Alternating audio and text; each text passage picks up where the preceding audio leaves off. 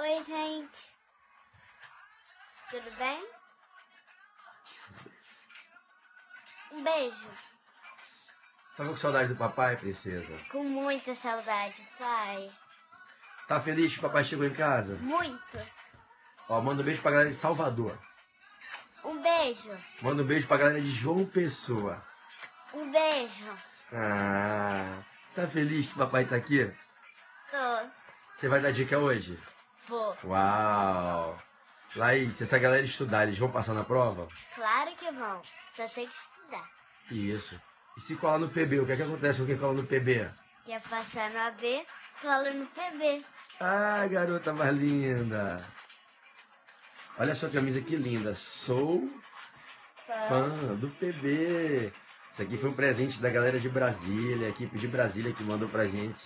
É, muito maneiro. Deixa eu inverter aqui a câmera, sempre lá do papai aqui. Olha a minha princesa comigo, meu chameguinho, essa hora da noite, acordado, de grude com esse pai. Né? Grudinho do papai?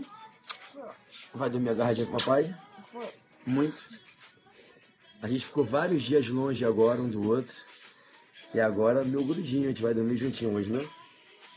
Ela que vai começar a revisão, quem vai dar a primeira dica. Ah, que beijo gostoso. Ela que vai dar a primeira dica hoje, vai ser a Laís, né? Bom, ó galera, linda Lala, Laís, sua linda. Que bacana. Ó, toda essa galera aí, filha, papai tava dando aula na cidade deles, ó, Teresina, São Luís, Recife, Aracaju, muitos lugares do Brasil que o papai foi. Essa é minha fã número 1, até a camisa que ela tem, ó, que o pessoal de Brasília mandou pra ela, né? Sou fã, né? É muito amada a minha boneca. Galera, a gente vai começar uma revisão top aqui, top. A gente vai começar com o direito tributário, quem vai dar dica número 1 vai ser a Laís. Laís, vamos agradecer ao tio que mandou o livro. Pega ali o livro, pega ali, pega ali. Deixa eu tirar a musiquinha aqui. We don't talk anymore, Charlie Puth. Deixa eu tirar aqui e botar uma pausa. Mostra aqui pra galera. Vamos agradecer ao tio? Vamos lá? Fala pro tio Pedro. Obrigado, tio. Obrigada, tio. Papai ficou feliz? Ficou. Bom, meu irmão querido, grande Lenza. Bom, muito obrigado. Ela aí se amarrou, te deu a dedicatória, né? Tá aqui. Muito legal chegar no Rio hoje e encontrar esse presente aqui de surpresa do meu irmão querido, Pedro Lenza. Todo mundo conhece o Lenza. O Lenza é uma sumidade. E receber, né? Do Lenza aqui na minha casa. Ele mandou aqui pra casa, né? Olha que legal. Deixa eu ver se consigo filmar aqui para aparecer. Ao amigo Pedro Barreto, PB, um ser humano iluminado e que ajuda os guerreiros do Brasil. Parabéns, Pedro Lenza. Lenza, tamo junto, meu irmão. Você é um grande amigo, uma fonte de inspiração.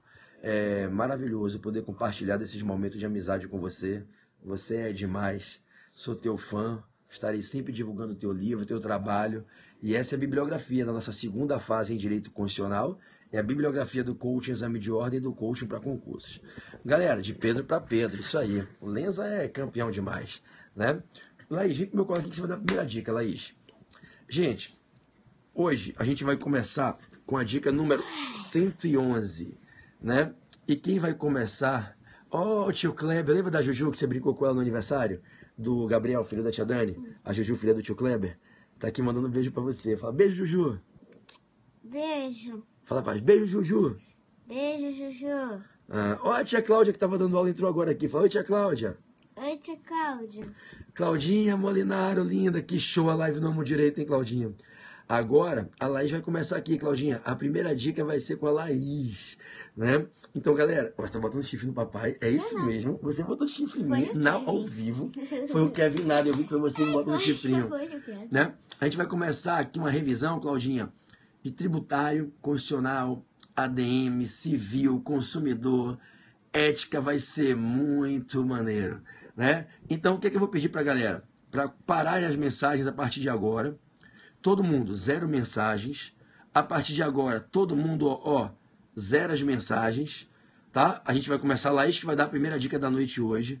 Só que pra gente começar, tem que todo mundo parar as mensagens e convidarem os seguidores. Isso que a galera tá fazendo aí. Então, todo mundo, como a Bruninha, Girlan, Tati Rangel, Márcio Prado, Nelly, Vivi, Débora Lucena aqui do Rio, Márcia Kelma de Salvador, Isan Júnior, todo mundo convidando os seguidores. E aí, sem mandar nenhuma mensagem agora, que ela já fala sobre tributos residuais. A Laís vai começar, ela quer falar de competências da União, ela quer falar de tributos. Então, a Laís quer começar dando uma dica linda para vocês, tá? Mais uma vez aqui, ó, eu quero divulgar o livro do meu amigo, ó, deixa eu filmar aqui, Pedro Lenza, tá? Do meu amigo Pedro Lenza, tá divulgando aí para vocês, ó, o livro do Lenza. Agradecer mais uma vez, tá? Quem puder depois, fala lá pro Lenza que tá gostando do livro dele. O livro dele é maravilhoso, tá certo? Então vamos todo mundo convidar os seguidores e vamos começar. A dica número 111 é sobre tributos residuais, tá? A dica 111 é sobre tributos residuais. E quem vai começar é a professora Laís, tá? Laís, se apresenta pra galera. Oi, galera. Aqui é a professora Laís e eu quero dar uma dica sobre direito tributário? Direito tributário. Sobre os tributos residuais, não é isso? É. Então vamos lá, pode falar. Quem é que pode criar, Laís? A União pode criar... Olha pra tela. Tributos residuais. Ah, só a União que pode? É, só a União. Se quer na prova deles, Laís, o que eles têm que dizer? Quem é que pode criar tributos residuais? A União, só a União. Só a União pode criar o quê? Tributos o quê? Residuais. Laís, pra gente lembrar o que a gente treinou aqui, a União pode criar tributos residuais por medidas provisórias? Não. Pode ou não pode? Pode não. De jeito nenhum? De jeito nenhum. Isso, porque os tributos residuais dependem de lei complementar. Então, Laís pode criar tributo residual por medida provisória? Não. Ah, tá. Deixa eu te perguntar uma coisa. Município pode criar tributo residual ou só a União? Só a União. E Estado pode criar tributo residual ou só a União? Só a União. E a União, quando for criar tributo residual, pode ser por medida provisória? Não. De jeito nenhum? De jeito nenhum. Ai, que linda, minha princesa. Então, se a Laís, que tem 7 aninhos, já aprendeu, se cai na tua prova a questão sobre a competência residual da União, o que é que você vai marcar como letra correta domingo? No sistema tributário brasileiro, somente a União pode criar os tributos residuais. Correto, Laís? Correto. Nenhum outro ente federativo, nem os estados, nem o Distrito Federal, nem os municípios, somente a União pode criar tributos residuais. A criação de tributos residuais é exclusiva da União. Então, quando a gente fala dos impostos residuais, das contribuições residuais para a Seguridade Social, somente a União pode criar. Laís, quem é que pode criar tributo residual? A União. Alguém que não for a União pode ou só a União? Só a União. Ah, tá. Os tributos residuais, vocês vão anotar aí no caderninho de vocês, tá? Eles se criam por lei complementar. Para criar tributo residual, a União tem que aprovar uma lei complementar. Laís, medida provisória pode criar tributo residual? Não. De jeito nenhum, né, boneca? Só por lei complementar. Então, essa é a primeira dica da nossa revisão, tá? A revisão da gente aqui, começando com tributário, a dica 111, direito tributário, competência residual. Se cai na prova de vocês, eu vou dar os artigos agora, é exclusiva da União a competência residual tributária. Somente a União pode, moçada, instituir outros impostos, além dos que já estão previstos na Constituição, e outras contribuições para a Seguridade Social, além das já previstas na Constituição. Para que se criem os tributos residuais, isso deve ser feito através de lei complementar. Não se pode fazer por lei ordinária. Você vai para onde, boneca? Eu? Tô te vendo. Vou pro meu quarto. Ah, me dá um beijo. Você vai esperar o papai para dormir ou você vai dormir mais cedo? Vou esperar você. Ah, então quando eu acabar aqui eu vou dormir com você, tá? Tá. Briga com as suas bonecas. Pega uma boneca bem linda e traz pra cá pra mostrar pra galera. Só a boneca que você mais gosta. Tá. Aí você vai apresentar a boneca, hein? Nome e tudo. Pai de menina, né, galera? Pai de menina tem que brincar com menina, tem que brincar de boneca, tem que dormir abraçadinho, fazer chameguinho, dar cafuné, né? Muito legal. Então, tá claro pra vocês, se cair na prova de domingo? Os estados, o Distrito Federal, os municípios não podem criar tributos residuais. É exclusiva da União a competência para instituir impostos residuais e para instituir contribuições residuais para a Seguridade Social. Cuidado quando cai na prova uma questão envolvendo competência residual tributária, porque para que a União possa instituir um imposto ou uma contribuição para a Seguridade Social residuais, só poderá fazê-lo mediante lei complementar. Então a Constituição exige lei complementar, de modo que é vedado uso de medida provisória, lei ordinária, lei delegada, tá claro? Posso confiar que vocês vão arrebentar a boca do balão se essa questão cair. A competência residual tributária somente se exerce através de lei complementar federal.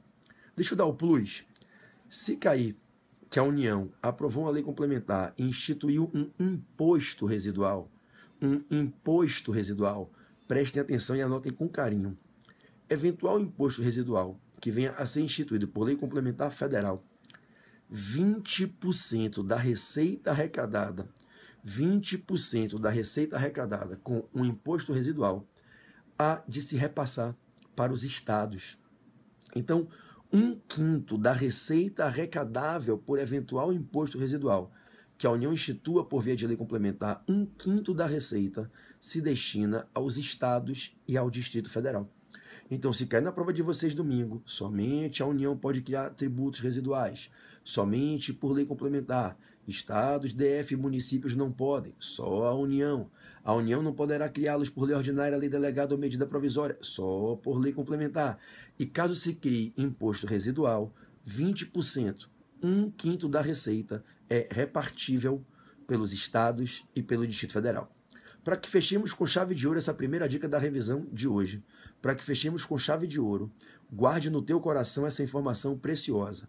Se a União criar um imposto residual, esse imposto residual, obrigatoriamente, deve ter fato gerador e base de cálculo diferente dos impostos já previstos na Constituição. Se a União criar um imposto novo, residual, além daqueles que já estão na Constituição, esse imposto residual tem que ter fato gerador e base de cálculo diferente dos impostos que já existem. Ou seja, a União não pode criar um segundo imposto de renda, um segundo IPTU. Caso ela queira criar um imposto residual, tem que ter fato gerador e base de cálculo diferentes dos impostos já previstos na Constituição. Igualmente com as contribuições residuais para a Seguridade Social. Uma contribuição residual para a Seguridade Social deve ter fato gerador e base de cálculo diferente das contribuições já previstas na Constituição para a Seguridade Social. Então, na prova de domingo, vocês podem marcar verdadeiro se cair que contribuições residuais de Seguridade Social devem ter fato gerador e base de cálculo diferente das contribuições para a Seguridade Social já previstas na Carta. Por exemplo, a Constituição prevê a possibilidade de se cobre uma contribuição sobre importação para custear, para financiar a Seguridade Social. É a COFINS Importação. Se a União quiser criar uma contribuição residual para a Seguridade Social, evidentemente que não pode incidir sobre importação, porque já existe uma para incidir sobre esse fato típico, a importação. Então vamos sintetizar? Quem é que pode exercer a competência residual no Brasil? Só a União. Só a União, por lei complementar, pode criar impostos residuais e contribuições residuais de Seguridade Social. Necessariamente, impostos residuais têm que ter fato gerador e base de cálculo diferente dos impostos já previstos. E contribuições residuais, Emily, minha linda, um beijo aí em Tucuruí, né? Em Breu Branco, um beijo grande. E contribuições de Seguridade Social residuais têm que ter fato gerador e base de cálculo diferente das contribuições já previstas. Tudo bem? Maravilha. Se forem criados impostos residuais, 20% da receita, 1/5 se destina aos estados e ao Distrito Federal. Vamos agora para mais um tema. Tema 112, dica 112. Vamos de direito constitucional, minha gente. Vamos de direito constitucional agora. Dica número 112. Deixa só eu botar aqui o telefone de lado. Eu vou deitar ele aqui, tá? Botar no suporte para o meu braço não ficar doendo. Tá? Então deixa eu apoiar o telefone aqui no suporte. Maravilha. Beleza. Vamos lá. Direito, assim, os artigos da competência residual. Tomem nota. Artigo 154, inciso 1 da Constituição.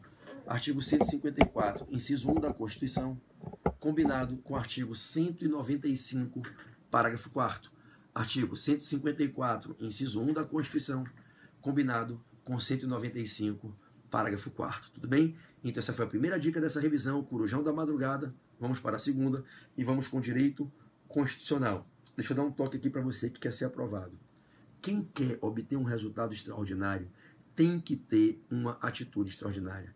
Tem que ter a capacidade de renunciar, de suportar a dor, de ser desafiado e aceitar o desafio, jogar o jogo superando os limites. Eu sei que vocês estão cansados, eu sei que vocês estão com sono. Reta final, todo mundo está cansado, mas é na reta final que os grandes campeões se agigantam. É no momento da dificuldade que os grandes campeões mostram o valor que carregam no coração e a semente de campeões. Então você vai comigo até 1h30 da manhã aqui na Atitude e a gente vai acordar para assistir aula às 9 da manhã, horário de Brasília. 8 da manhã para os estados do Nordeste que estão sem horário de verão, 7 da manhã em Manaus. Então, vocês vão comigo se superando, dando sangue sim, porque quando chegar domingo e vocês pegarem aquela prova e vocês acertarem mais de 40 pontos, tudo isso aqui vai ter valido a pena. E aí a gente vai passar o mês de dezembro e o mês de janeiro no Portal F3, na segunda fase, brocando para a gente passar carnaval advogado com carteira vermelha na mão. Então, vocês estão cansados? Eu tô. Vou mentir? Não vou mentir, eu tô. Mas a minha vontade de vencer é maior que o meu cansaço. A minha vontade de fazer a diferença é maior do que o meu cansaço. E é essa capacidade de priorizar o objetivo e o sonho, superando o cansaço e os limites físicos, que faz a dicotomia entre pessoas de sucesso e pessoas que querem ter sucesso. Pessoas que realmente conquistam resultados fodas e pessoas que apenas dizem que gostariam de ser foda. É na atitude, é na capacidade de fazer a diferença, de se superar, de passar por cima do cansaço, de vencer os limites, de entender que limites não são limitações. É nessa capacidade de diferenciar que a gente vai fazer com que grandes campeões mostrem o seu valor. Então, eu vou com vocês aqui até 1h30 da manhã. Tudo bem? Vamos embora. Direito constitucional agora, tema 112, dica 112, direito constitucional, poder executivo. Poder executivo.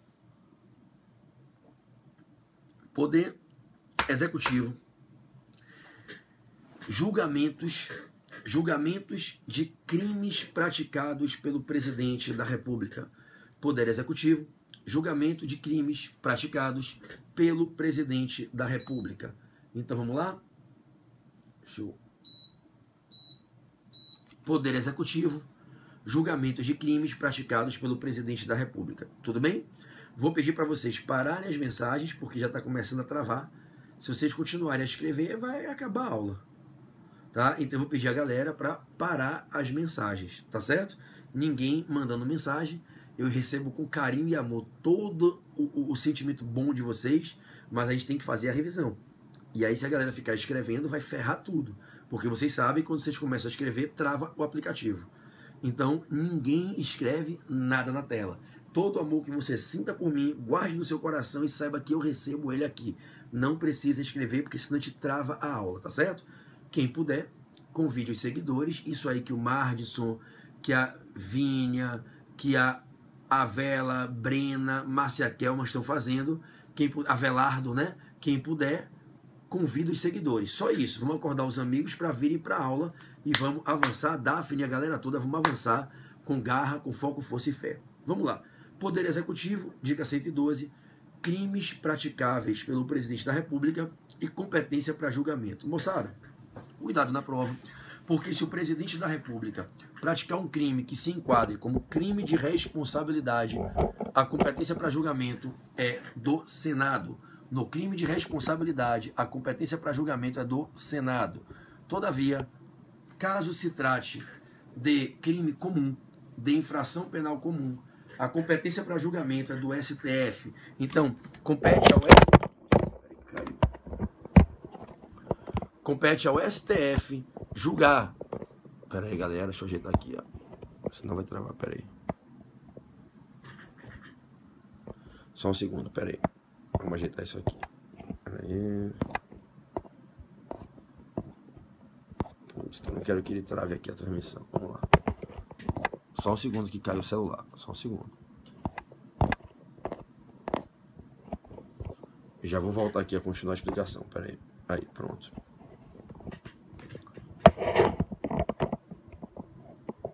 Deixa eu achar um pilô para botar aqui, porque o suporte tá folgado. Só um segundo.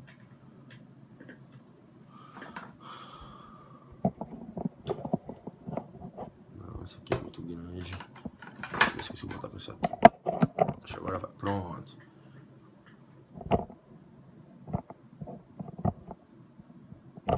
Pronto, vamos lá.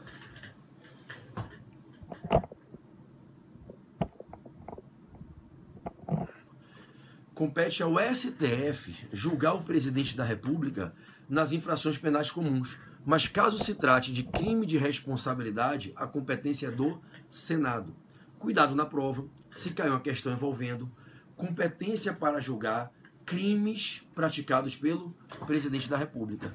Caso a questão narre que se trata de um crime de responsabilidade, a competência é do Senado. Mas se for infração penal comum, a competência é do STF. Oi, minha boneca. Você vai demorar muito? Não. Pergunta pra galera. Meu pai vai demorar muito? Meu pai vai demorar muito? Não, papai só vai falar aqui um pouquinho, tá? Você tá esperando o papai pra dormir, né? É. Você vai dormir abraçadinha comigo? Vou. Contando história? Sim. Você quer que eu conte história de quê pra você hoje? Engraçado. História engraçada? É. Qual tipo de história você quer que o papai conte hoje? De que quando você aprontava na escola. De quando eu aprontava na escola? É. Você vai dar muita risada pra dormir? Vou. Vai dormir agarrada no meu braço? Sim. Agarradinha com o papai. Então, vamos lá, pro papai continuar aqui. Então, vamos lá, galera. Sem mensagens, por favor. Vou pedir a galera que pare de escrever na tela, tá certo? Sem mensagens, parem de escrever na tela, tá certo? Porque senão vai travar a transmissão e a gente não vai conseguir avançar. Então, vou pedir a todo mundo, galera, eu sou apaixonada por você, Laizinha. Laizinha, coração. Vamos lá? Então, se cair na prova, a quem compete julgar os crimes praticados pelo presidente da República? Se for crime de responsabilidade, Senado. Se for crime comum, STF. Fala aí, Laís, STF. STF. Então, Laís, se for crime comum, quem é que julga? O STF. Ih, cara, bate aqui, Laís. Se cair na prova, Laís, quem julga o presidente no crime comum? O STF. Uau! Mas se for crime de responsabilidade, é o Senado. Fala comigo, Senado. Senado. E no crime de responsabilidade é o Senado. Então a Laís vai dizer, onde é que se julga o presidente no crime de responsabilidade? No Senado. E se for na infração penal comum é no STF. Ah, garota!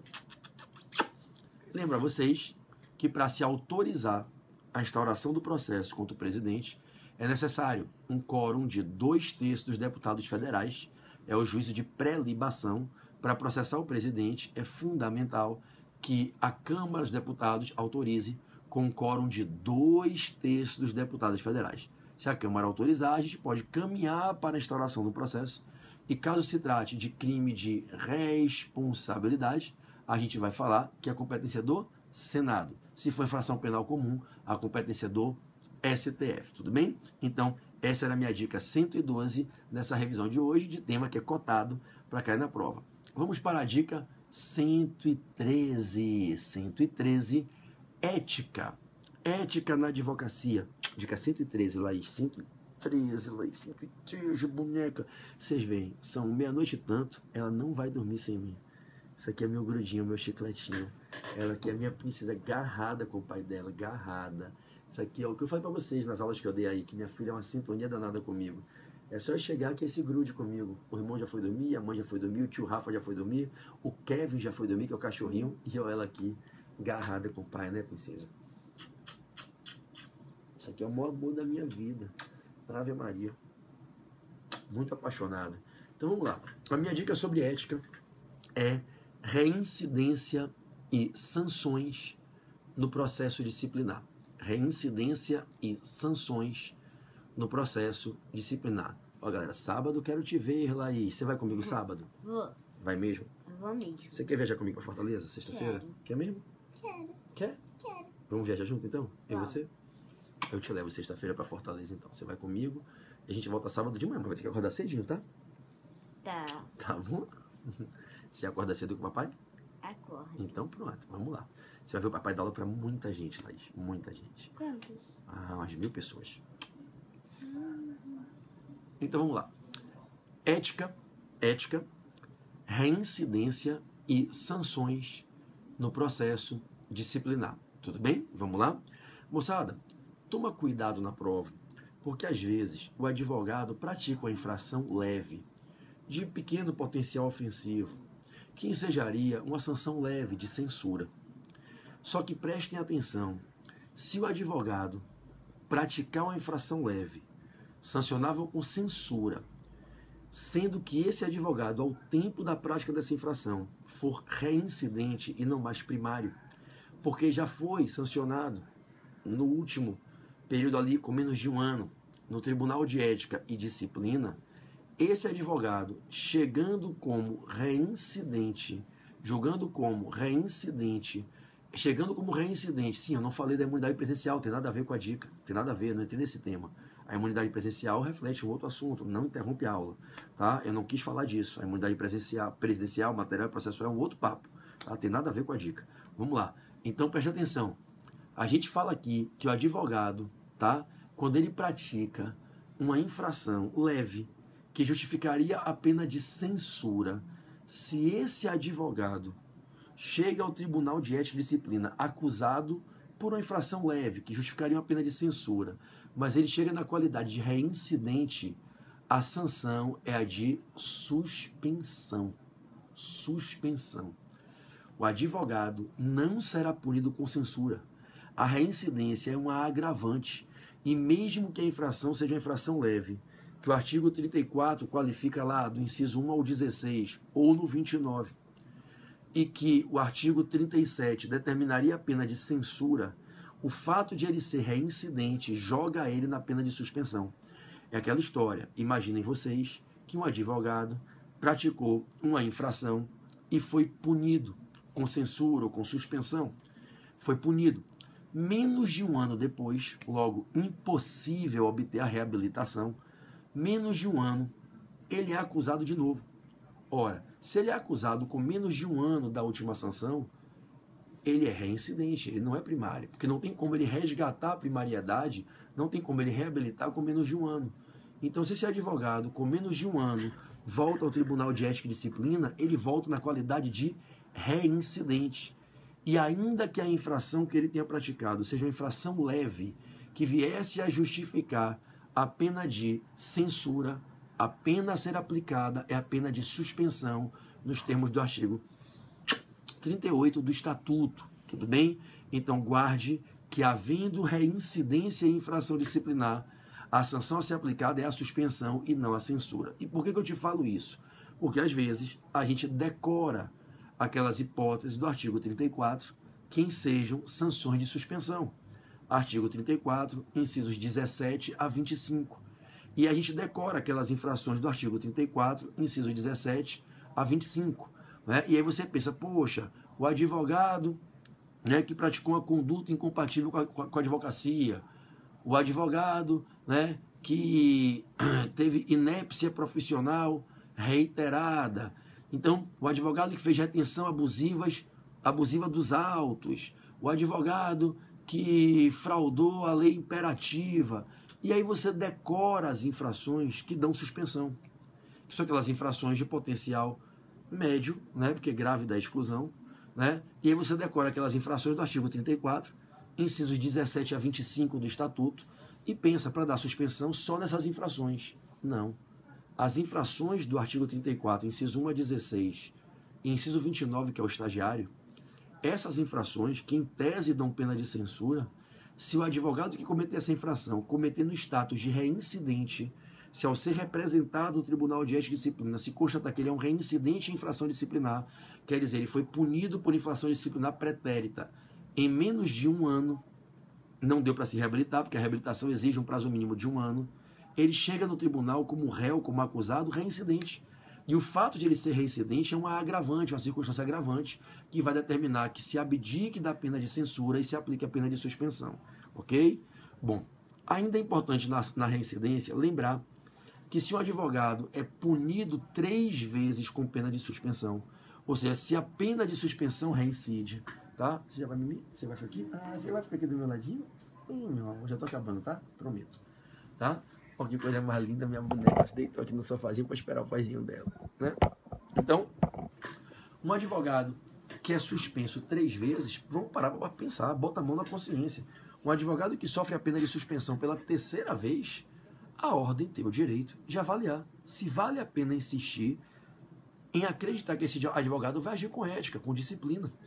Então, a partir da 3ª suspensão, reincidindo a pena de suspensão, a ordem pode instaurar um procedimento especial no Tribunal de Ética e Disciplina e no Conselho Seccional, na verdade, para que os conselheiros votem se eles querem expulsar esse advogado da categoria.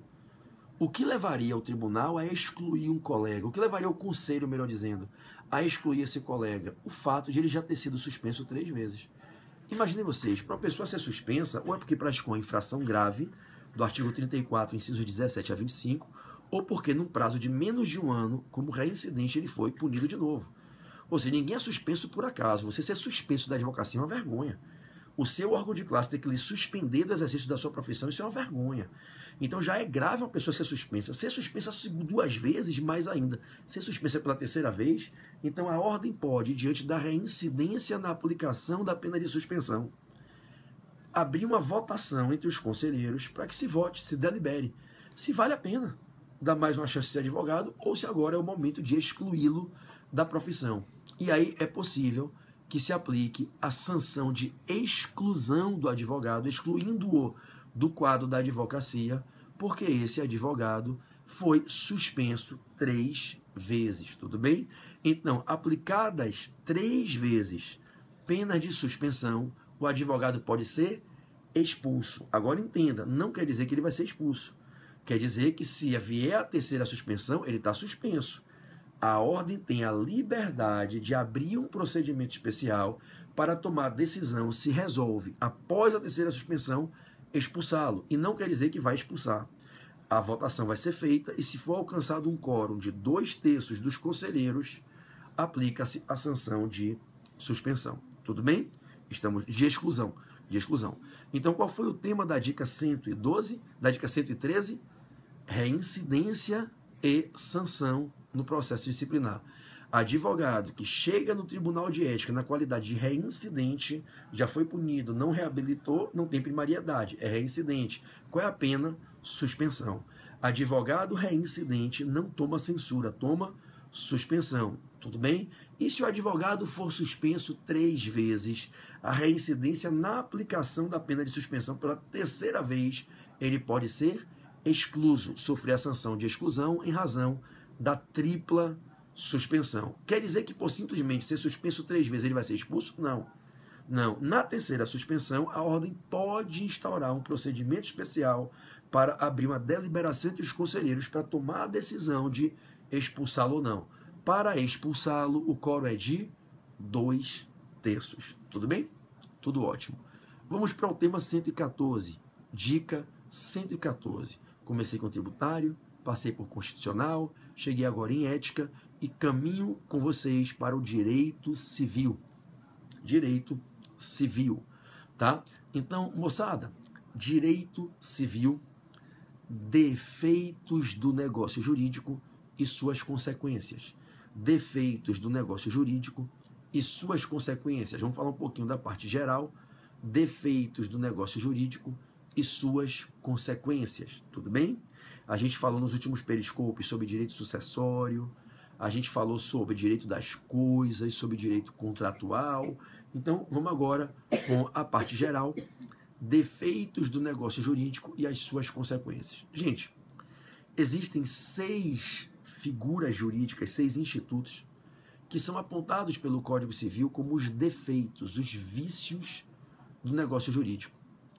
Qualquer desses 6 defeitos, quando acontece na prática, tem como consequência principal a anulabilidade do negócio jurídico.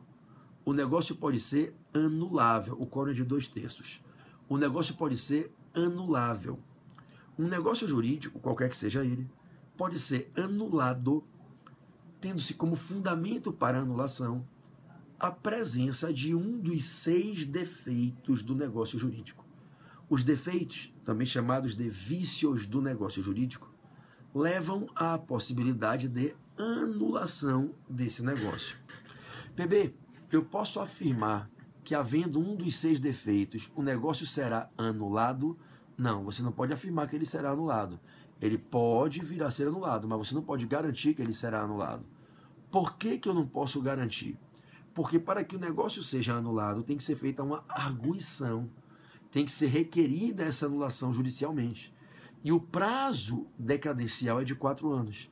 Então, um negócio jurídico celebrado com a presença de um dos 6 defeitos que o maculam, que o viciam, pode ser anulado. Os defeitos são causas que permitem a anulação, são causas de anulabilidade. Todavia, o interessado precisa requerer essa anulabilidade. E existe um prazo decadencial para arguir a anulabilidade do negócio jurídico, no caso da presença de um dos 6 defeitos. E esse prazo para alegar defeito do negócio jurídico, requerendo a anulabilidade, anulação anulatória, é um prazo de 4 anos, conforme disposto no artigo 178 do Código Civil. Tudo bem? Então, artigo 178 do Código Civil, o prazo é de 4 anos para alegar qualquer dos 6 defeitos, pedindo a anulação. Bom, antes que eu fale os 6 defeitos, eu vou pedir a todos vocês, por favor, a essa hora da noite, eu acho que seria desnecessário eu ter que fazer um pedido desse, para vocês pararem de mandar mensagem. É de uma falta de educação absurda fazer um negócio desse no meio de uma revisão de madrugada. Comigo, que estou aqui dando aula a essa hora, com minha filha aqui do meu lado, me esperando para dormir aqui, ó. Minha filha dormiu aqui me esperando. Eu não durmo com ela 2 semanas.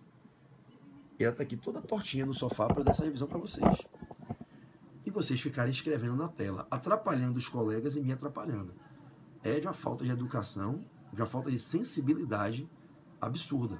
A pessoa que fica no Periscope escrevendo. Periscope é para ouvir e não para escrever. O professor está com a pauta, ele vai falar a pauta dele.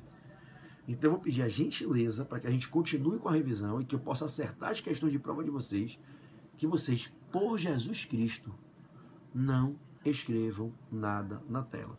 Tudo bem? Bom, não dá para bloquear o chat não. Vamos lá. Então, vamos embora.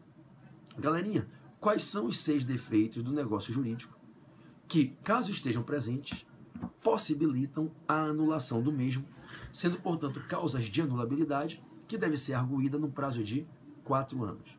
Vamos lá? Existem 6 defeitos. 5 deles se apresentam como vícios da vontade, vícios do consentimento.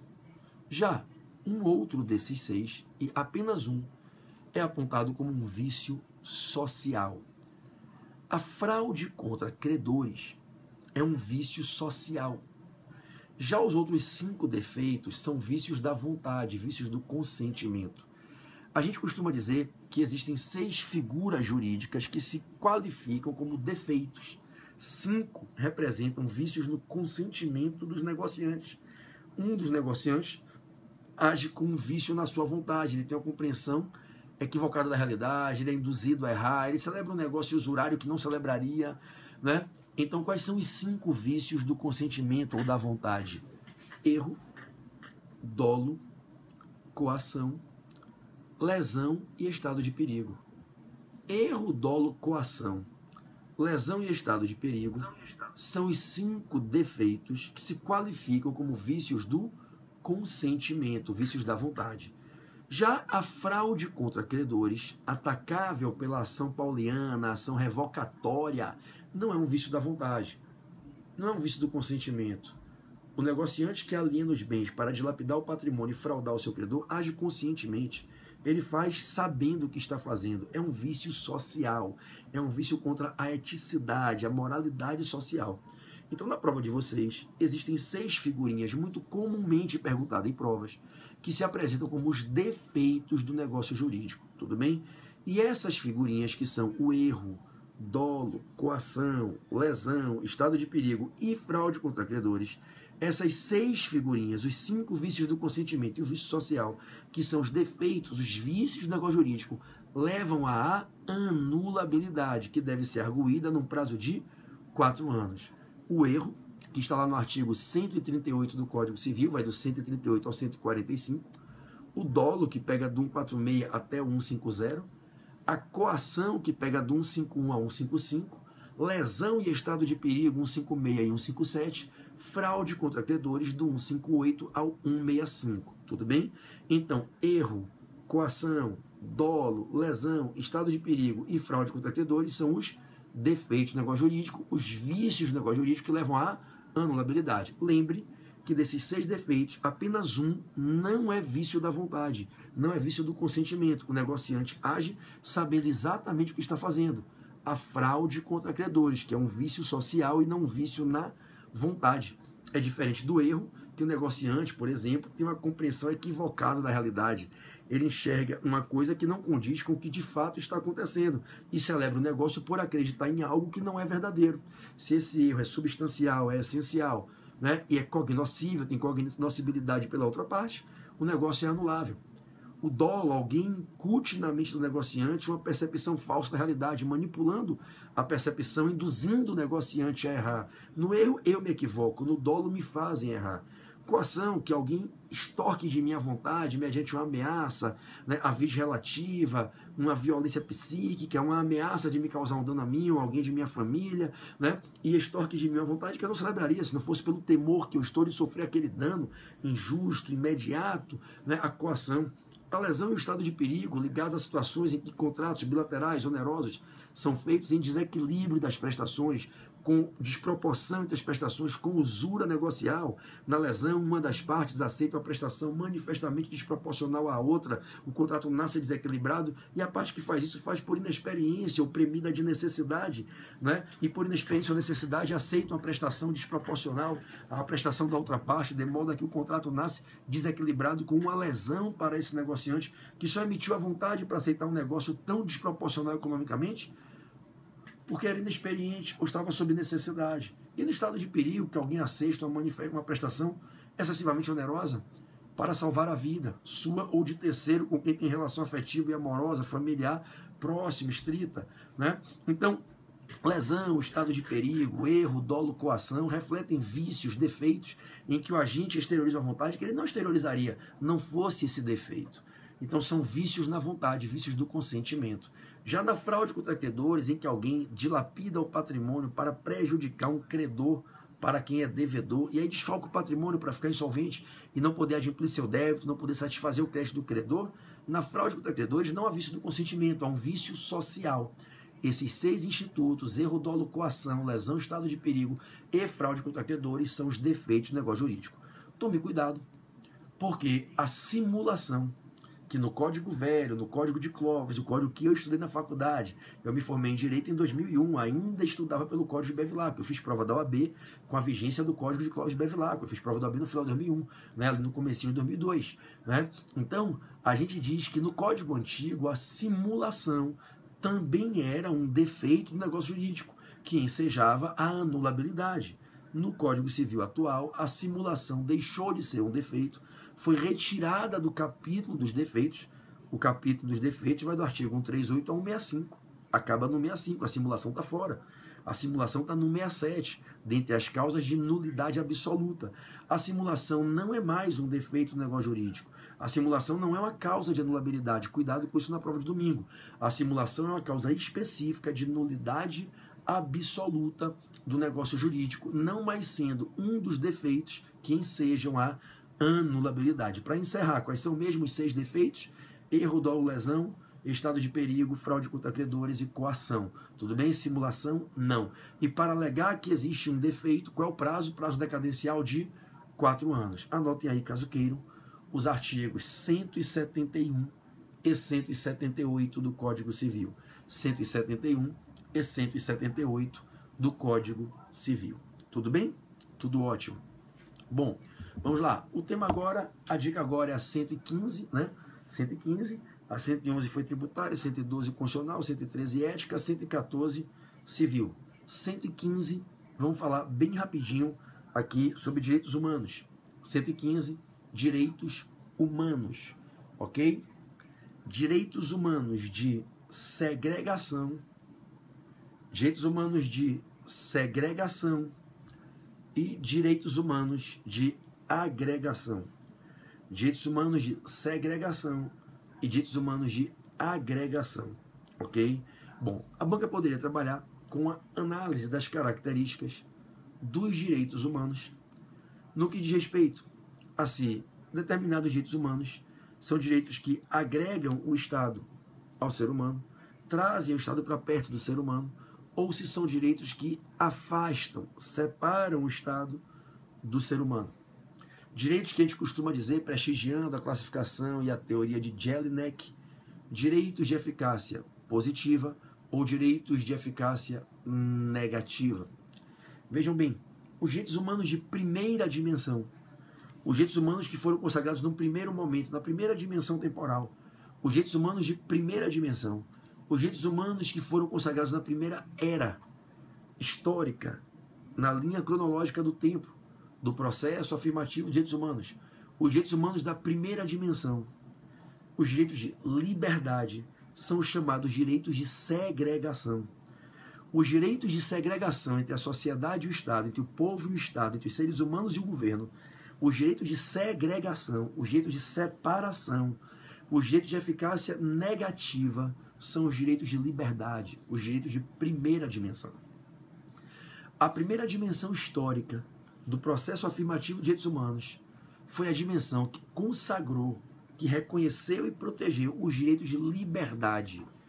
Os direitos de liberdade são direitos que afastam o Estado, para que o Estado assuma uma postura de não fazer, de abstenção, de omissão, de não intervenção sobre as liberdades dos seres humanos.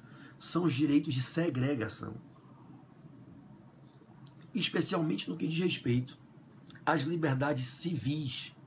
A gente sabe que os direitos de primeira dimensão são os direitos de liberdade catalogados em duas famílias, liberdades civis e liberdades políticas. As liberdades civis são aquelas liberdades que todo ser humano buscou conquistar e vê o Estado reconhecendo de plurimas facetas, como a liberdade de reunião, do artigo 5º, inciso 16 da Constituição, a liberdade de propriedade, do artigo 5º, 22, 23, 24, 25, 26 da Constituição, a liberdade de pensamento, a liberdade de se colocar no seu domicílio e ter a sua privacidade e intimidade sem que terceiros violem o seu domicílio, gerando a inviolabilidade domiciliar, a liberdade de opinião, a liberdade sexual, a liberdade religiosa. Então, as liberdades civis, a liberdade contratual. Então, os direitos de primeira dimensão são os direitos de liberdade, porque na primeira dimensão, no primeiro momento histórico, os seres humanos impõem ao Estado que respeitem seus direitos de liberdade. Isso vem exatamente de acordo com o que se vivia naquela época. Revolução Industrial, Revolução Inglesa do século XVII, Revolução Americana e Revolução Francesa do século XVIII, em que os seres humanos lutam pela liberdade contra a opressão e o excesso de intervencionismo do Estado.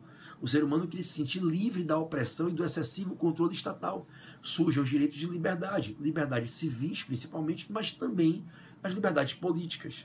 As liberdades políticas são a liberdade de participar da vida governamental da sociedade, através de uma iniciativa popular, de um voto direto, secreto, periódico, universal, do plebiscito, do referendo. Então, os direitos políticos surgem em razão das liberdades políticas, de participar da vida da polis, da politeia. Liberdade de participar na politeia é a liberdade política, né? Com que ensejam os direitos políticos. Então, a gente diz que a primeira dimensão dos direitos humanos é aquela que consagra os direitos de liberdades civis e liberdades políticas.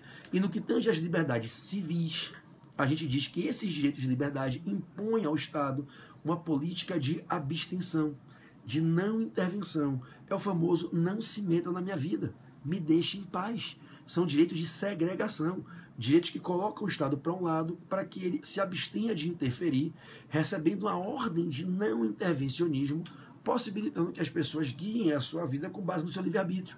É quando a gente vive a era do liberalismo, do Estado liberal, das constituições liberais, do reconhecimento das liberdades do ser humano. Os direitos de primeira dimensão, que são os direitos de liberdade, são os direitos de segregação. Separam o Estado do ser humano e determinam o não intervencionismo, o absenteísmo. O Estado deve se abster de interferir na vida dos seres humanos, respeitando na sua quieta e silenciosa omissão a liberdade do ser humano de escolher em livre-arbítrio consciente como guiar, né, as suas prerrogativas e os seus direitos subjetivos. É diferente do que ocorre na segunda dimensão. Se na primeira dimensão eu tenho esses direitos de segregação, de eficácia negativa, que negam ao Estado participação, negam ao Estado atuação, negam ao Estado dirigir, interferir na vida privada, a segunda dimensão é o contrário. A segunda dimensão, que é a dos direitos econômicos, sociais e culturais, é uma dimensão histórica em que os seres humanos chamam o Estado para perto. E a gente tem direitos como os direitos econômicos, livre iniciativa, exercício de atividade econômica, livre concorrência, lealdade de competição, livre direito de entrar no mercado, direitos sociais, acesso à saúde, acesso à educação, acesso à previdência, acesso à assistência, acesso à moradia. A gente passa a exigir do Estado que venha para perto e interaja com o ser humano, disponibilizando prestações, cumprindo obrigações de fazer. São direitos de agregação, direitos que têm uma eficácia positiva. Eu exijo do Estado postura positiva, prestações positivas, dar e fazer. Direito à saúde, que eu peço que o Estado dê medicamentos, que ele preste o serviço hospitalar, que ele preste o serviço de atendimento à saúde. Serviço de educação, eu exijo que o Estado forneça a educação, capacitando através do conhecimento a população. Então a segunda dimensão é a dos direitos de eficácia positiva. Eu exijo do Estado prestações positivas, de dar e fazer. Na primeira dimensão, eu tenho direito de eficácia negativa. Eu imponho ao Estado não fazer, uma abstenção. Estado, saia. Na primeira dimensão, eu separo, eu segrego. Na segunda, eu agrego. Eu trago o Estado para perto. Então, direitos humanos de primeira dimensão, que são direitos de liberdade civis e políticas, são direitos de eficácia negativa, são direitos de segregação. Já na segunda dimensão, eu tenho o direito de eficácia positiva, em que eu exijo do Estado que cumpra prestações positivas em prol das necessidades das pessoas da sociedade. Então, o Estado é obrigado a cumprir obrigações de dar e de fazer. Direito de segunda dimensão, de eficácia positiva, são direitos de agregação. Tudo bem? Então, que são direitos econômicos, sociais e culturais. Essa foi a nossa dica de número 15, 115 na verdade, 111 tributário, 112 constitucional, 113 ética, 114 civil, 115 direitos humanos. Tudo bem? Tudo ótimo. Bom, dica 116. Dica 116. Direito administrativo. Direito administrativo. Bom, galera, prestem atenção. O tema agora é desapropriação confiscatória em razão de comportamentos ilícitos. Desapropriação, confisco em razão de comportamentos ilícitos. Desapropriação, confisco em razão de comportamentos ilícitos.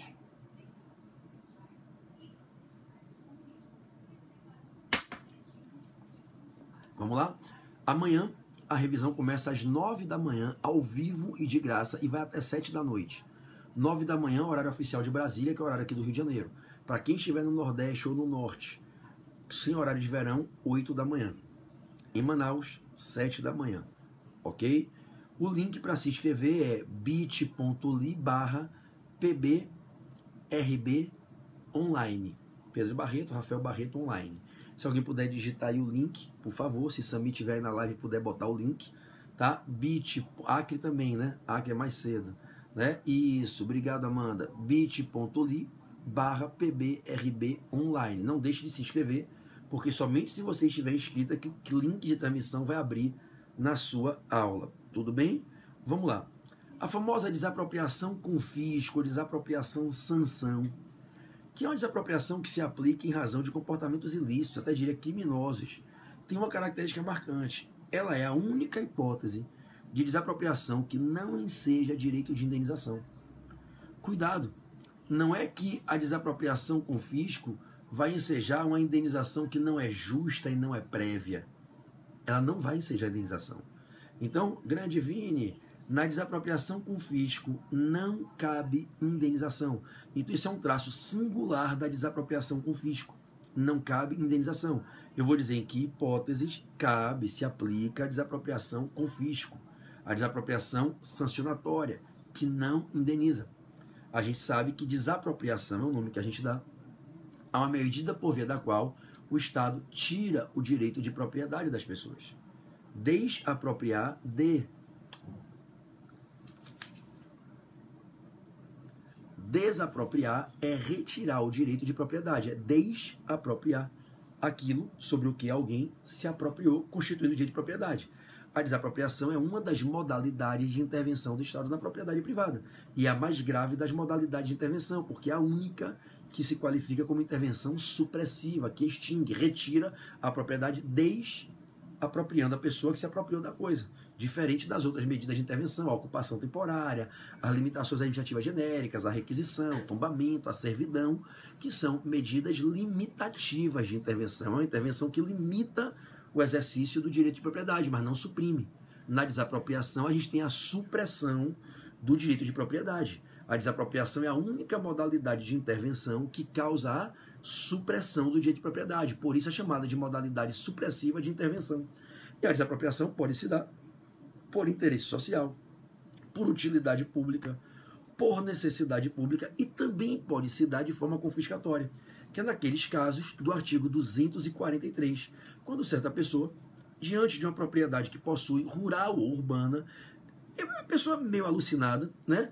Em qualquer região do país, ela tem uma propriedade rural ou urbana, e essa pessoa resolve praticar culturas ilegais de plantas psicotrópicas, plantio de drogas, culturas ilegais de plantas psicotrópicas ou desenvolver exploração de trabalho escravo. Olha que loucura. Alguém nos dias de hoje tentar escravizar pessoas no imóvel rural que possui, ou até mesmo no imóvel urbano, né? Depois que a gente teve, né, a alteração do artigo 243, por força da emenda 81, depois que a emenda 81 alterou o artigo 243, a gente acabou com a dúvida. Propriedades rurais urbanas. A desapropriação com fisco ela ocorre tanto em imóveis rurais como em imóveis urbanos. Quando nesses imóveis, certa pessoa, o titular, o possuidor, desenvolve culturas ilegais de plantas psicotrópicas ou exploração de trabalho escravo. São os dois casos que permitem a aplicação da tomada da propriedade, da desapropriação confiscatória. É como se a gente dissesse assim, o Constituinte tem tanta raiva, a Constituição tem tanta raiva, que ordena que o poder público desaproprie. Nem tem nem conversa, sai, toma a propriedade e bota o cara para fora. Porque não merece ter direito de propriedade aquele que usa a propriedade para escravizar pessoas, para fazer plantio, culturas ilegais de plantas psicotrópicas. Ou seja, você quis se valer de um direito de propriedade para usar a propriedade de modo ilícito, criminoso, nojento, asqueroso, escravizando seres humanos ou praticando culturas ilegais de plantas psicotrópicas. Então você não merece ter o direito de propriedade se você quer fazer da sua propriedade um ambiente físico, um ambiente territorial para esse tipo de comportamento extremamente nocivo. E é tão grave o comportamento de fazer esse tipo de atitude que a gente não só determina a desapropriação confiscatória, como a gente determina que a desapropriação seja feita sem indenização. Sem indenização. Tudo bem? Então a desapropriação, altamente controvertido, tá? Então a desapropriação com fisco, ela se dá em hipóteses que alguém, em um imóvel rural ou urbano, explora aquela propriedade para destinar a sua ação, é controverso. Eu entendo que desapropria tudo, mas tem colegas que defendem o contrário. Então, explora a propriedade rural ou urbana para quê?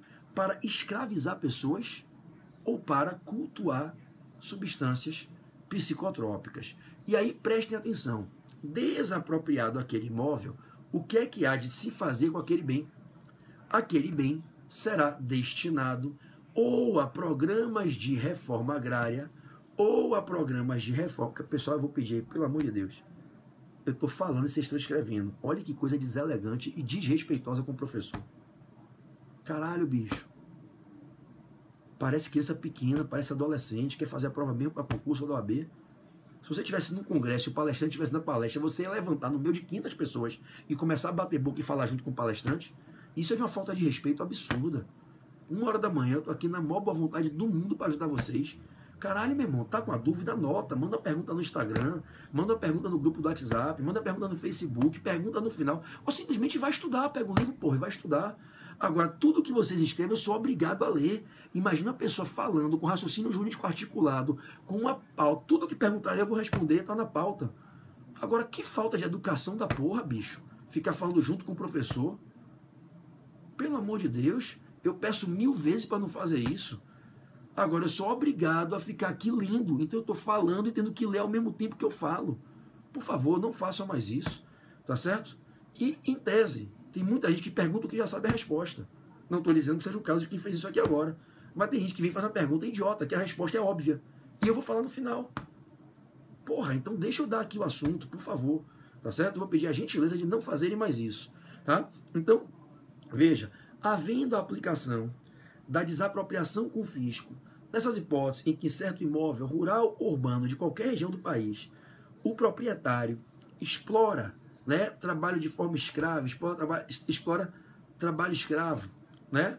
O proprietário desenvolve o cultivo ilegal de substâncias psicotrópicas. A gente vai destinar o imóvel desapropriado sem indenização a programas de reforma agrária ou de habitação popular. Então, na prova, vocês têm que ficar ligados com a finalidade que será dada ao imóvel desapropriado.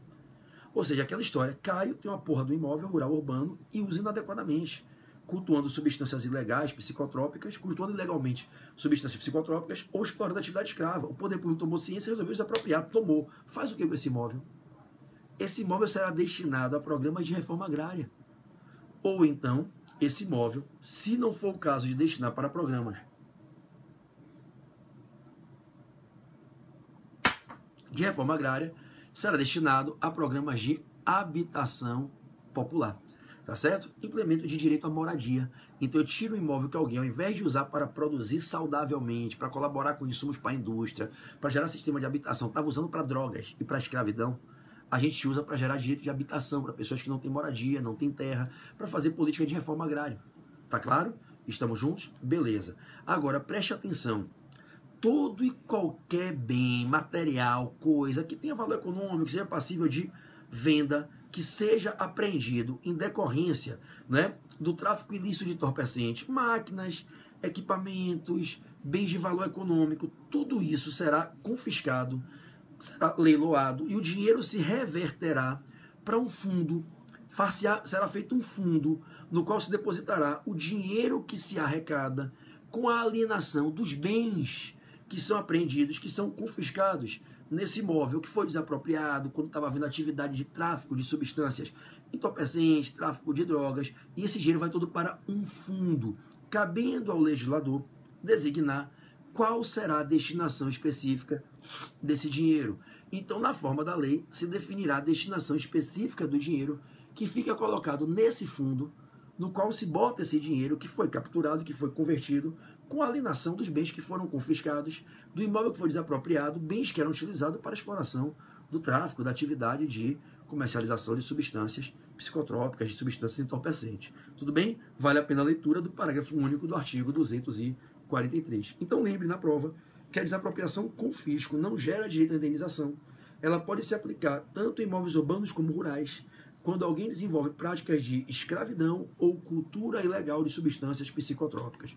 O imóvel desapropriado se destina a programas de moradia popular, de habitação popular ou para a política de reforma agrária. E no caso de entorpecentes, os bens que sejam encontrados e confiscados serão leiloados, convertem-se em renda aquele valor e esse dinheiro será destinado a um fundo que a lei designará, caso a caso, momento a momento, o que se faz com o dinheiro desse fundo. Beleza? Então ficou aí mais uma dica, acho que foi a de número 116, correto?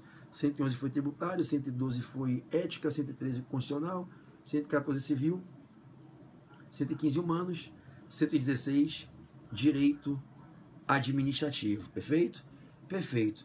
Bom, moçada, pra gente aqui encerrar essa live aqui, que eu já tô morrendo de cansado, já são 1 e pouco da manhã, vocês também precisam descansar um pouquinho e tem revisão de manhã, né? 9 horas da manhã eu tô entrando ao vivo, então eu tenho que sair daqui de casa antes das 8, certamente no meu caminho aqui para pegar o catamarã, para quem está acostumado e está com saudade, eu faço o periscópio de manhã cedo, puxo mais dicas de manhã cedo, não é isso? Então, a desapropriação com fisco é a palavra junto, ok, Henrique? Com fisco com N, não com M. A desapropriação com fisco, de confiscar, de tomar. É a mesma coisa que a expropriação. Alguns autores usam a palavra expropriar com esse sentido de desapropriação punitiva. Na verdade, não tem nenhuma previsão legal que se tem que fazer essa terminologia, mas alguns autores usam a palavra expropriação para designar a desapropriação de caráter confiscatório. Tudo bem? Então, realmente, alguns autores falam que a palavra expropriação seria utilizada para designar essas hipóteses de desapropriação de caráter confiscatório, ok? Preste atenção, amanhã eu devo sair de casa às 8 para pegar o barco de 8h20, 8h30, cruzando a Baía de Guanabara para o Rio de Janeiro, para estar às 9 horas abrindo a revisão online ao vivo, ok?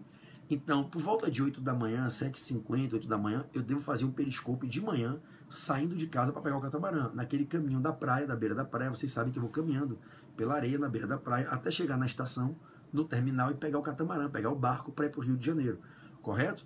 Então amanhã de manhã vocês ficam ligados, acordem cedo, porque eu vou fazer mais uma puxada no periscópio, tá certo? Bom, vamos para a última aqui. Vamos falar um pouquinho do CDC. Vamos falar um pouquinho de a dica 116 com o Código de Defesa do Consumidor.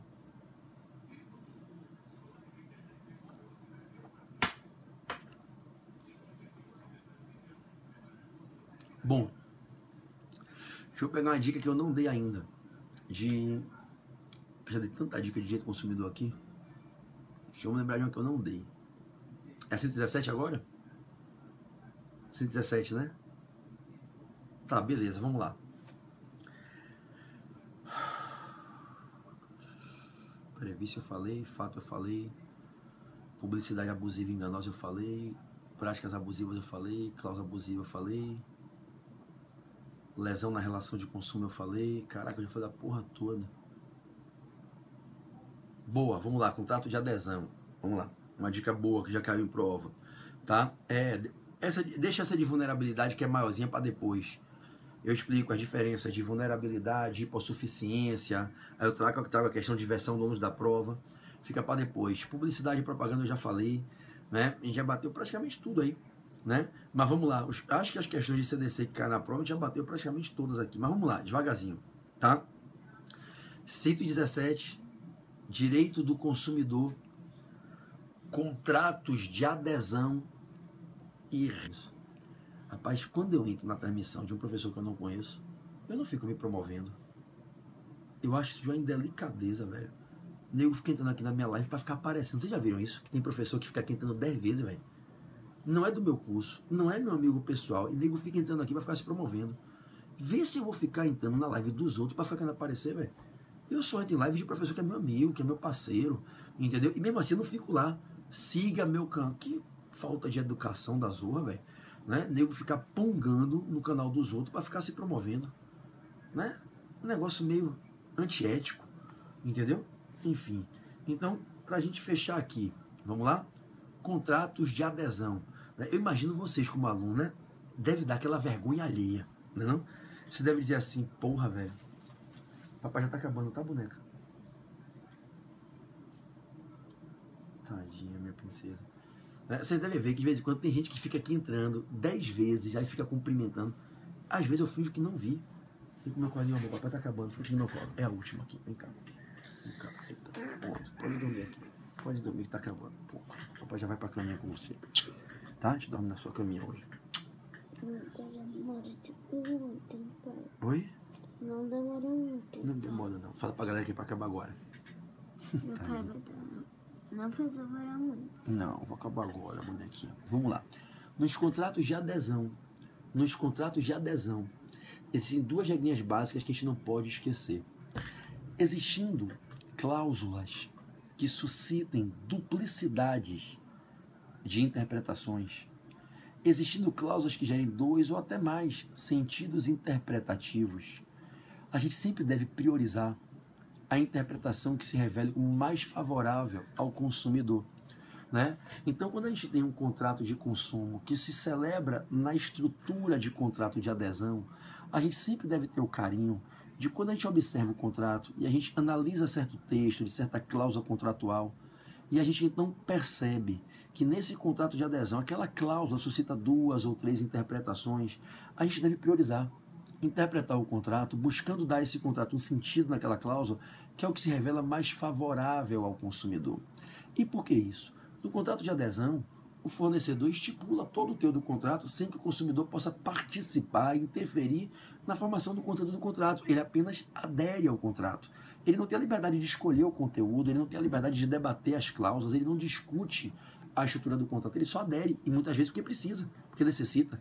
Então, se em certa cláusula contratual o texto suscitar duplicidade, triplicidade, pluralidade de sentidos interpretativos, o CDC determina que se priorize, dentre as interpretações possíveis, aquela que se revele mais favorável ao consumidor. Então a gente vai dizer que no contrato de adesão, o contrato de adesão, nas suas cláusulas que geram multiplicidade de sentidos interpretativos, a gente sempre interpreta da maneira mais favorável ao consumidor. Tudo bem? No mesmo linear, existe uma regra importante para contrato de adesão na relação de consumo, que diz que é nula a cláusula que o fornecedor estipulante, ele estipula as cláusulas do contrato, o consumidor é o consumidor aderente.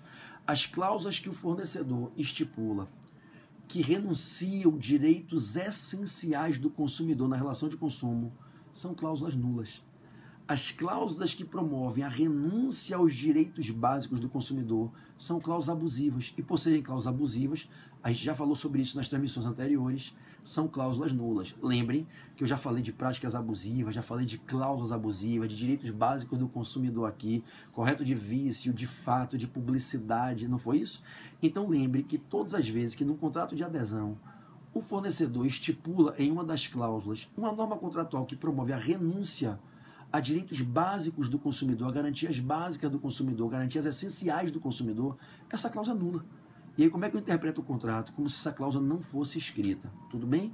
Então em contratos de adesão a gente tem duas regrinhas importantes. São nulas as cláusulas que estipulam renúncias a direitos e garantias básicas do consumidor, e havendo duplicidade, pluralidade de sentidos interpretativos para certa cláusula contratual no contrato de consumo, a gente diz que é determinado por lei, pelo CDC, que se deve priorizar a interpretação mais favorável, mais benéfica ao consumidor aderente, ok? Pessoal, se tiver alguém aí na live que não segue o meu Instagram, eu vou fazer um convite para que vocês sigam. O meu Instagram é @PedroBarreto Portal F3. Será que tem alguém aí que não segue ainda? Será que tem algum amigo aí na live que não segue o meu Instagram? Priscilinha já botou aí, Bruninha também. Meu Instagram é Pedro Barreto Portal F3. O Instagram do portal é @Portal F3. Amanhã, qualquer dúvida que vocês tiverem durante a transmissão, não está conseguindo entrar, você vai lá e entra no Instagram do portal e pede ajuda. A equipe do portal monitora o Instagram 24 horas, vai te ajudar. Então vocês podem seguir o Instagram @Portal F3, o Instagram @Pedro Barreto Portal F3, e quem quiser estudar direito constitucional com a gente, o Instagram @EuAmoConstitucional. São os 3 Instagrams que eu trabalho: Portal F3, Eu Amo Constitucional e Pedro Barreto Portal F3. Tudo bem, meus amados? É bem por aí. Bom, minha gente, eu vou levar a Laís para dormir agora, ela está aqui no meu colinho, olha o que é amor de pai e filha. Isso aqui é meu chamego, é meu maior amor, o Pedrinho com ela. Eu cheguei de viagem, eu não falei para vocês que ela fica de grude comigo, que é só eu pisar em casa que ela não me solta. Ei, que bocejo gostoso. Não falei para vocês que é só chegar de viagem que ela fica no grude comigo, me espera até de madrugada para ir dormir comigo. É muito amor, né? Aí vocês dizem, PB, como é que você consegue viajar e ficar tanto tempo longe? É a responsabilidade de cumprir a missão com vocês, né? De treinar vocês, é o amor grandioso que eu também tenho por vocês, por ensinar, por treinar pessoas, por ajudar vocês a viverem os sonhos de vocês. E a minha missão de vida, né? O que é que leva um cara a deixar um anjinho desse aqui em casa sozinho? Para pegar voo de madrugada, ficar sem dormir, para dar aula sem cobrar. É a paixão pelo ensino. É a paixão pela missão de, através do ensino, transformar vidas. Que é aquilo que eu procuro fazer com vocês todos os dias. Vocês me viram aí em 13 capitais do Brasil em 2 semanas. Mas valeu a pena. Ganhei muitos amigos, conquistei muitos novos amigos, vi pessoas que foram tocadas em seus corações pelas palavras que foram colocadas ali, que no fundo não são palavras minhas, são palavras de Deus. A gente é só um instrumento para conduzir, né, essas palavras ao coração de vocês. E eu fiquei muito feliz em cada uma das cidades que eu passei, né, Belém, Manaus, Macapá, São Luís, Teresina, Rio de Janeiro, Aracaju, Salvador, Recife, João Pessoa, Maceió, agora vem Fortaleza ainda. Fiquei muito feliz. Tenho muito orgulho de cada um de vocês que estão em hora dessa estudando, se dedicando, pagando preço. Até hoje eu também estudo de madrugada, para que hoje eu tenha o que eu tenho. Eu sempre estudei muito e virei muitas madrugadas, dormindo tarde, acordando cedo, com olheira, com sono, mas é o caminho. Ou a gente renuncia e paga o preço, ou a gente não chega lá. Que vocês tenham um fim de noite maravilhoso, tá? Espero vocês de manhã. Eu vou desligar a transmissão agora para deitar com essa princesa, essa boneca, tá? Deitar de grudinho com ela na caminha. E de manhã, quando eu estiver indo pegar o catamarã, por volta de 10 para as 8, antes das 8 da manhã eu já estou abrindo o Periscope para fazer mais 5 dicas para vocês. E aí amanhã tem revisão o dia inteiro, tá certo? Que Jesus vos abençoe Nunca duvidem da força de Deus e do plano imenso que Deus tem para a vida de vocês. Paguem o preço, sigam fortes, deem o melhor de si, que a aprovação está chegando, tá bom? Então amanhã, Periscope aqui 7h50, 8 da manhã, horário de Brasília. Revisão 9 horas da manhã no portal, o dia inteiro, tá legal? Um beijo no coração de vocês. Quem puder, segue lá meu Instagram e amanhã a gente tá junto. Fiquem com Deus, meus amados. Amo vocês. Vai fechar aqui, precisa pra gente deitar, tá? Vamos deitar? Vai tentar desligar aqui, peraí. Papai te ama muito, tá? Tô tentando fechar aqui. Oi? Vai arrumar a caminha? Bota o meu lugarzinho do seu lado, tá? Tô tentando desligar aqui.